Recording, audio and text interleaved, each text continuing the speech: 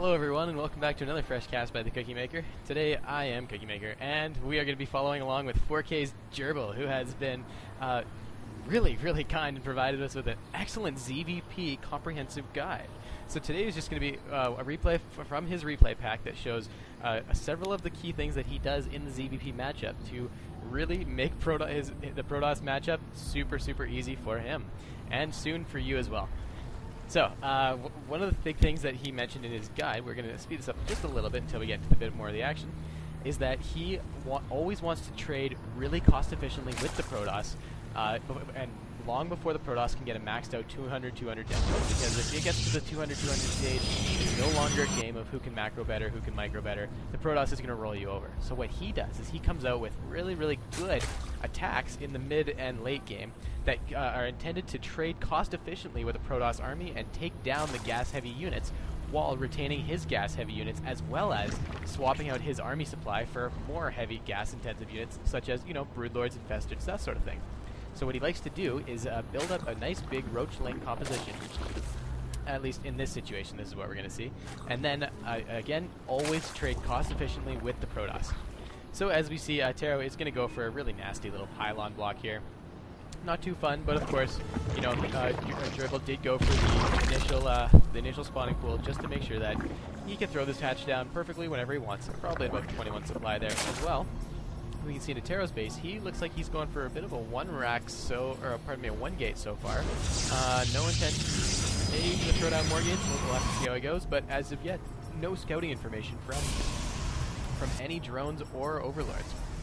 So these lings are going to be the first thing that Gerbil's able to see. So Gerbil now moves up the ramp just to have a quick look, and he sees a Zealot and Stalker. So interestingly enough, Taro opening with a Stalker here, so that often is conducive to a 4-gate, but in this case, he sneaks a Ling in, and look at that, he knows there's no extra gates, and it's going to be an expand. Well done. Well done by Gerbil, though, keeping that Ling there, but now he's going to have to fend off this Stalker Zealot pressure. So a little bit of Stalker Zealot pressure, but what has he done? Keeps all his drones in the main. Did not transfer any down here, or if he did, I didn't see any transfer them back, just to make sure he got the Lings out in time to defend against this and tank that damage with the hatchery, which is just like, yeah, a couple of shots, no big deal. Anyway, so at this point, we're sitting on 2 base versus 2 base. He knows that his opponent has expanded. He's seen the Nexus go down. He knows that his expansion's up faster. So at the moment, he has a bit of a production and is going to have, will soon have an economic advantage as well. He has not taken his extra gas yet. Maybe about to do that right now, taking his extra gas finally. And we're going to see that he's going to tech up to lair, speed roaches, and infestors after he reads exactly what a Taro's doing. We see the roach born going down, and I bet we'll see lair with his next one. As well, he's going to get those good upgrades going that we, the good evolution chambers going with the upgrades that we love to see. He is sitting on 3 queens right now because this 3rd queen is really helpful for spreading your creep in this matchup. At this point, he's also sharking around with a bunch of these links just to get maybe to check out what's going on the map, but really he's also using them to keep tabs on this army. He sees that this is a bit of a gas-heavy army, at least 4 sentries and a couple of stalkers, so right now he knows that now is not the opportune time to be scouting his opponent's main because all the gas is invested right here. If there was if this was all Zealot Stalker, he'd be wanting to check the opponent's main very quickly for more gas-heavy units. But as of yet, he knows that it's right here, and he'll be holding off on sacrificing this Overlord or any other Overlord, or sacrificing some links to see what's going on for just another couple of minutes until he knows his opponent's built up a little bit more gas.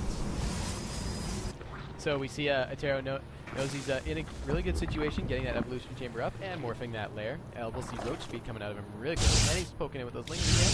And also at this point, he realizes that the opponent's on 2 base, and this is all the army his opponent has. There's no way he can pressure him. Needs to take a 3rd.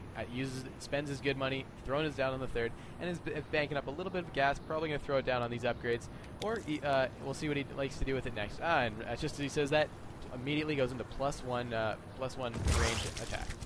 So we are very likely going to be seeing some roach play out of Gerbil, who who's making a couple more safety links here. He's still poking at the front with these links just to keep tabs on the army again. But at this point, he sees the army is now made up of the same gas-heavy units, but he knows that his opponent's also been banking gas for so long. So now is the time to check your opponent's main for those gas, for what the gas is going into. If you see no tech structures but a double forge, you know your opponent's chronoing out those forge upgrades, and you're going to see a huge gateway timing.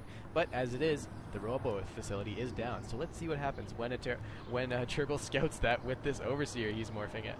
Perfect timing. as well, continuing to spread that good creep. Link sharking around up front. If we go to the production structure, we see lots of those good upgrades. Oh, beautiful upgrades. Infestation Pit, Zerg Missile Attack level 1, Burrow coming out, and Cloud Reconstitution. So excellently, he's going to have the Burrow up for once the Infestors are out as well, and Speed Roaches for if in case he needs to defend against a mid-sized gateway push. But he's still keeping tabs on this army. He knows exactly what it looks like. Every now and then he loses a ling or two, but it's really cost-effective trade for him to get the scouting information on this army.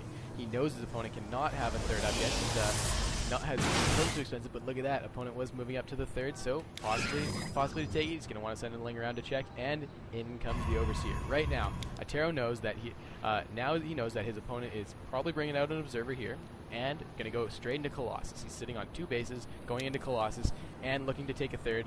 So and he will soon find out about that third. So one of the sections that he did outline in his report, that he outlined in his guide, it's a very excellent comprehensive guide. He knows exactly what his strategy is going to be. Time to trade cost efficiently. Not right now, of course, because those things are going to be useless against this wall of force fields. Did I say that?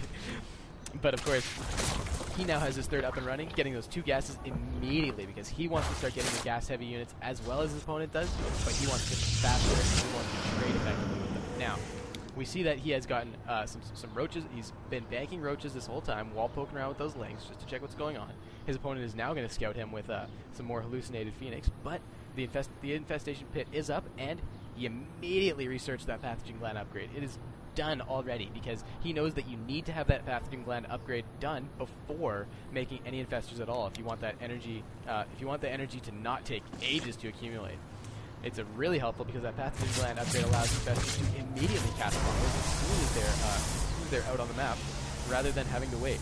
And look at this, Gerbil doing again, following his own advice to a T. He knows his opponent just took a third, is starting to macro up more gateways. He's got a good gateway army going, but he doesn't see any Colossus yet. So what does he do? Takes a 4th. Done. It's that simple. You do expand. When your opponent can't attack you, you expand.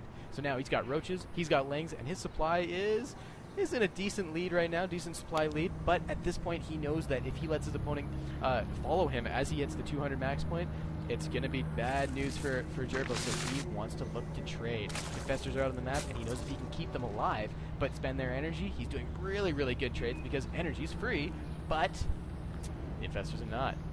So now look at this, he's doing a bit of a dance with this Observer.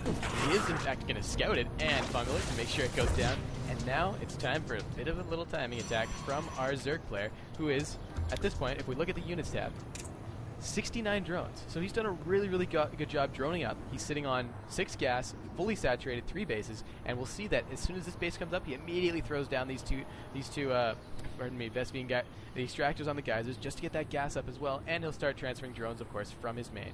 So you know that you do not need more than 4 bases mining. And if we go to the production structure, look at this. Okay, so now Gerbil's objective is to trade cost efficiently, take down these high gas units, at the same time tech up to what he wants. And look at this. The whole time he's doing this timing attack, Spire coming up. So he's just going to be pushing it up, Spire coming up, Hive coming up, getting that really fast Hive tech, also getting +2 attacks up. So he's going to be hitting hard and fast at the same time, catching up really strong behind it and expanding. So he's just doing all those good Zergy things that we love to see. We see him waiting a bit right now, wondering what he's waiting for. He knows that 4th is up, and we see a little hallucinated Phoenix that Phoenix is going to know about this 4th base. And we see he's now maxed. And look at that, maxed. 142 to 200 right now. So our Protoss has a bit of money in the bank, but he's probably going to spend it on extra Colossus as soon as these ones come out. And what has he spent it on? His units count is going to be Roach, Ling, Infestor, and he's still maxed, but he knows that he needs to keep this supply differential, or the supply gap that he currently has. He knows he has more supply than but if he lets his opponent get the 200 turns of Death Ball, yeah. Here's the engagement. Pops out a ton of infested Terrans to tank a lot of damage, and at the meantime, throws out another couple of combos to make sure that those blocks aren't going anywhere, while the Corruptors come in for a big backup. You see those Corruptors swing in at the last second. Now they are going to snipe out those blocks. This lays out exactly how Zerg wants to do. Lots of blocks are falling. One more down. So there are a total of 3 Colossus down. 1 is almost dead, and And look at this. You might think, oh, the Protoss decimated him in that engagement. But do you think the Protoss feels safe leaving his base with this much army? I don't think so. He knows his Zerg opponent is probably on 4 bases, maybe even 5 at this point. And Gerbil is replenishing so fast. 166 supply, most of it's in production, of course, with 125 for the Protoss, but realistically, no gas-heavy units. 1 High Templar, 1 Colossus, and 1 Sentry. Not a happy Protoss. This game is just going to play out exactly how you think it is. After an excellent timing attack there from Gerbil with those infested Terrans, Infestors, and Corruptors, he's trading really well, just sacrificing all those Roaches and Lings because he knows if he can take down the gas-heavy units from Atero, then he is in a really good position here. Now, Atero, as we know, has started to throw in a couple of Immortals, so he really can't afford to continue that heavy Colossus production, especially with all those Roaches on the map. But what did we say about that timing attack? What else did he do besides expand and macro up behind it? He teched. That's right. He got his Greater Spire up.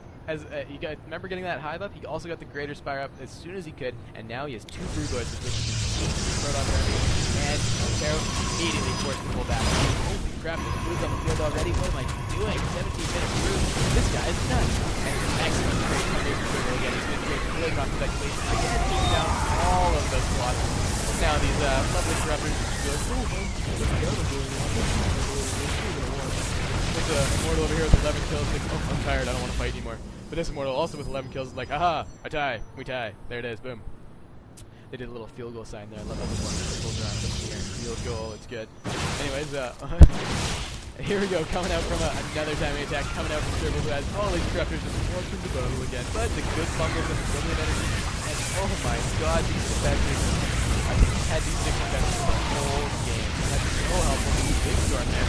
Whole army easy storm at this point. This game is virtually over. You see that Gerbil's sitting on excellent macro right now. 230 supplies.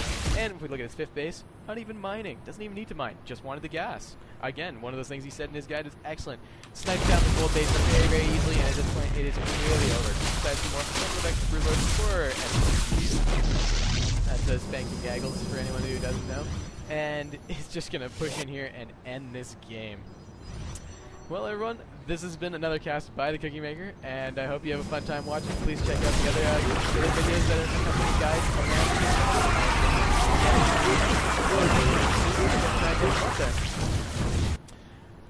Have a wonderful day, and enjoy the rest of the guide.